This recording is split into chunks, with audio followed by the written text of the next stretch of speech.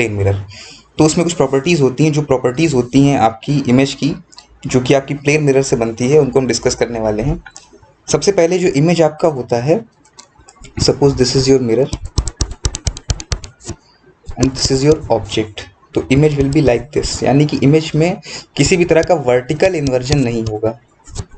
Alright, image आपकी no vertical inversion, ये image आपकी इरेक्ट बनेगी। ऑलराइट, इमेज में वर्टिकल इन्वर्जन नहीं है, वो सीधी बनेगी। लेकिन ये क्या होता है, इसके अंदर जो इन्वर्जन होता है वो लेटरल इन्वर्जन होता है।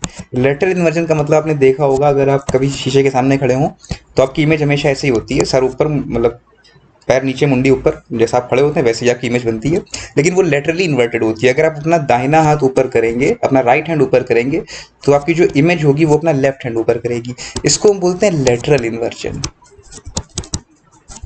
ठीक है, तो इसका मतलब आपकी इमेज में वर्टिकल इन्वर्जन नहीं हुआ है, आपकी इमेज में लेटरल इन्वर्जन हुआ है। ऑलराइट, तो जब आप प्लेन मिरर यूज कर रहे हैं तो वर्टिकल इन्वर्जन ना होकर के उसके अंदर कैसा इन्वर्जन होता है, लेटरल इन्वर्जन होता है। ऑलराइट, यहाँ पर आप देखिए पी उल्टा हो गया, आर उल्टा हो गया, एस उल्टा हो गया, ए तो सिमेट्रिक है तो इसका कोई इन्वर्जन इसमें लेटरल इन्वर्जन होगा नहीं। जो सिमेट्रिक चीजें होती हैं उनका लेटरल इन्वर्जन नहीं होता। सिमेट्रिक का मतलब जैसे ये ए है, इसके बीच में अगर हम एक लाइन खींचते हैं तो दोनों तरफ एक जैसा है, इसको बोलते हैं सिमेट्रिक, है ना। बाकी में ऐसा, जिनके साथ ऐसा नहीं है उनका लेटरल इन्वर्जन पे डिफरेंट शेप आएगा, डिफरेंट डिजाइन आएगा, है ना।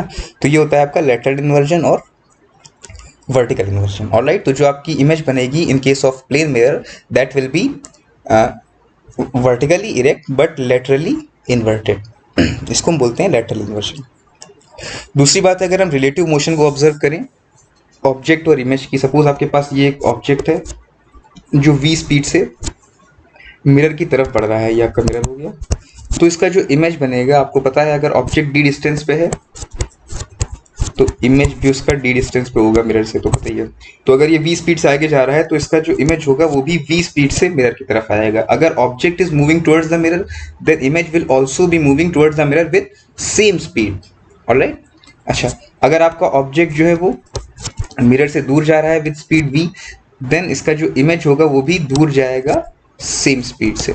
ऑलराइट, तो अगर ऑब्जेक्ट किसी स्पीड से मिरर की तरफ बढ़ेगा तो उसका इमेज भी सेम स्पीड से मिरर की तरफ बढ़ेगा, और अगर ऑब्जेक्ट मिरर से दूर जाएगा तो इमेज भी मिरर से दूर जाएगी with the same speed. Alright, तो इसमें अगर आपसे रिलेटिव मोशन निकालने को बोल दे, इमेज की विद रिस्पेक्ट टू ऑब्जेक्ट या ऑब्जेक्ट की विद रिस्पेक्ट टू इमेज, है ना, जैसे आपसे पूछता है रिलेटिव वेलोसिटी, स्पीड वेलोसिटी में क्या डिफरेंस है आपको पता है, 9th में पढ़ा होगा आपने। स्पीड में सिर्फ आप मैग्नीट्यूड देखते हैं कितनी स्पीड है, 80 किलोमीटर पर आवर, लेकिन अगर उसको हम एक डायरेक्शन दे दें कि लेफ्ट में, राइट में, नॉर्थ, साउथ, ईस्ट, वेस्ट में, तो वो आपका वेलोसिटी बन जाता है। ऑलराइट, तो रिलेटिव वेलोसिटी की अगर हम बात करते हैं, relative velocity of suppose image, relative velocity of image with respect to object अगर आपको फाइंड करना हो तो ये आपका लिखा जाएगा image with respect to object, that will be vi minus vo, that is velocity of image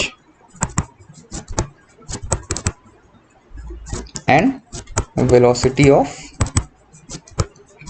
object। ठीक है, अब थोड़ा ध्यान से हम देखेंगे, एक एग्जांपल से मैं आपको समझाने की कोशिश करूंगा कि कैसे कैलकुलेट करना है। सपोज आपका ये एक मिरर था और यहाँ पर एक ऑब्जेक्ट है जो कि सपोज 20 मीटर पर सेकंड की स्पीड से टुवर्ड्स द मिरर बढ़ रहा है। अच्छा, जब हम वेलोसिटी की बात करते हैं तो उसमें डायरेक्शन भी आ जाती है, आपको पता ही होगा, है ना। अब अगर इसका इमेज यहाँ पर है तो इमेज भी 20 मीटर पर सेकंड की स्पीड से टुवर्ड्स द मिरर आएगा। अब देखो ये जा रहा है लेफ्ट टू राइट और ये आ रहा है राइट टू लेफ्ट, तो लेफ्ट टू राइट डायरेक्शन को हम ले लेते हैं पॉजिटिव, तो राइट टू लेफ्ट क्या हो गया, नेगेटिव।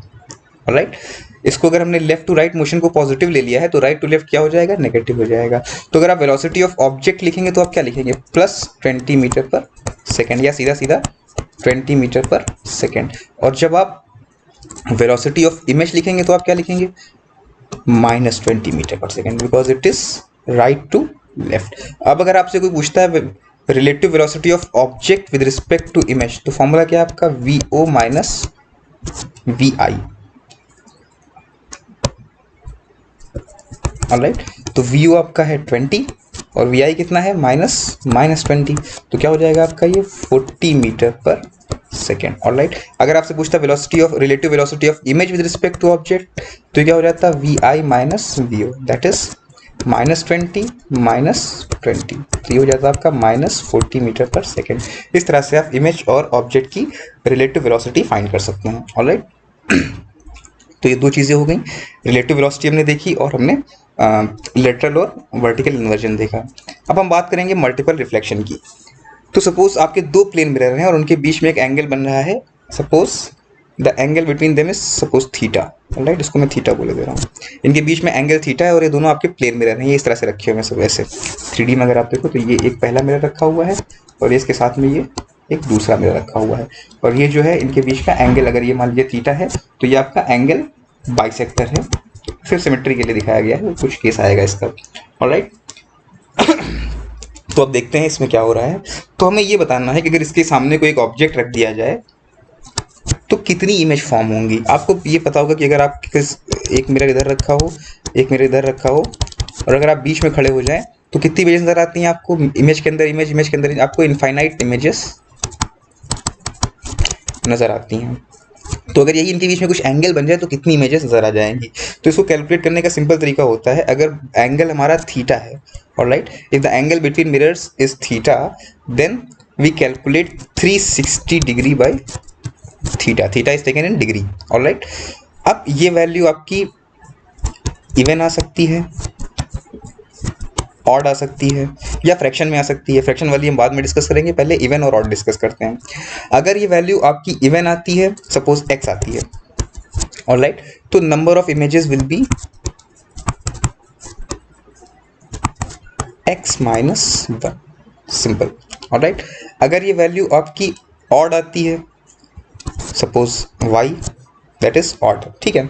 तो हम दो चीज़ें देखेंगे, और दो चीज़ें हमें और देखनी पड़ेंगी। पहला कि जो आपका ऑब्जेक्ट है वो कहाँ पे रखा हुआ है।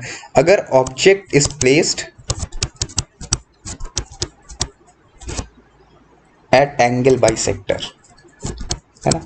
अब अगर ऑब्जेक्ट जो है इस एंगल बाइसेक्टर पर, यहाँ पर इस लाइन के अलॉन्ग कहीं पे रखा हुआ है, अगर इस लाइन के अलॉन्ग कहीं भी ऑब्जेक्ट रखा हुआ है, उस केस में number of images will B y minus 1।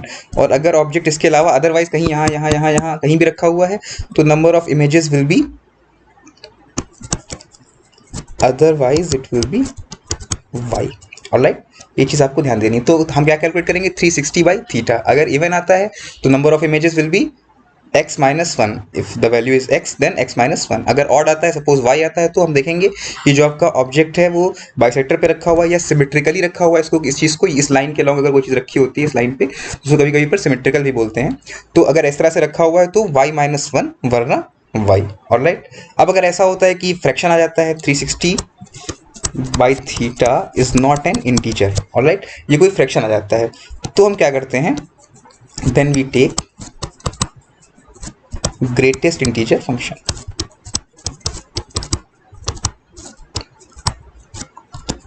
Alright, suppose ये वैल्यू आपकी आती है 5.5, तो हम क्या करेंगे, 5.5 का ग्रेटेस्ट इंटीजर फंक्शन होगा 5। अगर वैल्यू आती है आपकी 5.8 तो क्या आएगा 5, 5.1 मतलब 5, 0.1 मतलब 0। ऑलराइट, है ना। तो ग्रेटेस्ट इंटीजर फंक्शन क्या होता है, it is the largest integer which is less than और equal to the value x। Suppose x का आपको अगर ग्रेटेस्ट इंटीजर फंक्शन फाइंड करना है तो ये क्या होगा, it will be the largest integer less than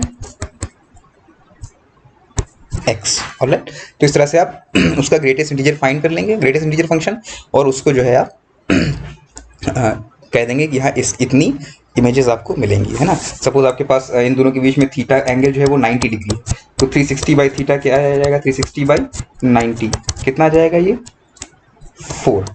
4 even है या ऑड, 4 इज इवन, इसका मतलब नंबर ऑफ इमेजेस क्या होंगी, 4 minus 1 that is equal to 3। तो अगर दो मिरर्स 90 डिग्री पे रख दिए जाएं तो कितनी इमेजेस बनेंगी ऑब्जेक्ट की, कोई भी ऑब्जेक्ट अगर बीच में रखा होगा 3 इमेजेस आपको नजर आएंगी। इस चीज़ को आप घर पे ऑब्जर्व करके देख भी सकते हैं, दो मिरर लेने पड़ेंगे आपको और उनके बीच में आप एंगल चेंज करके देखिएगा, नंबर ऑफ इमेजेस आपकी चेंज होंगी। ऑलराइट,